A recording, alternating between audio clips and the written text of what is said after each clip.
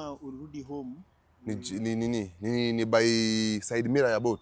Oh, home ni wapi? Kisumu hapo kwa lake. Sisi wewe ni mswa Kisumu. Hata shamba yetu si lake imekuja huku.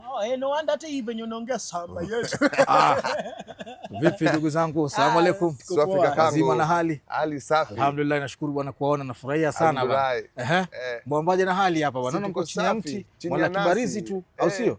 Wewe tena wewe ni Mswahili. Mimi ni Waswahili uliza huyu. Mimi ni Coast.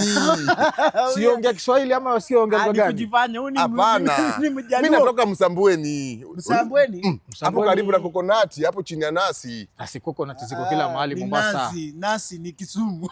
Ni nazi. Nazi baba. Kama nisikize, mwambie. Mimi si wa Mombasa na najua ni nazi. Acha kujifanya. Huyu asikudanganye na Kiswahili. Hapana, hapo karibu na Chude. Chude. Chuda ndugu yangu. Utaibika ni Chuda. Chude Genje. Chude Genje ni huku. Chude Genje. Wewe ongea tu kawaida. Cheki, usilazimishe bana. Acha kurukia mashaza makalio wazi. Mimi ni wa pwani kaka. Mambo usiyojua achana. Acha kurukia shaza makalio wazi. Mambo usiyojua usilazimishe. Acha nikwambie kitendawili moja. Kitendawili za nini wahenga si wa Mombasa. Hebu wacha tumsikize. Asiyetaka ya juu sarti ainame. Wewe mwisho atakutukana wewe. Wewe utatukana. Sarti ni Kisumu. Wewe achana nayo bwana, achana sasa. Wewe mtu wa pwani mwenzangu. Kama mahali usiacha kulazimisha bwana. Weka side mirror boti.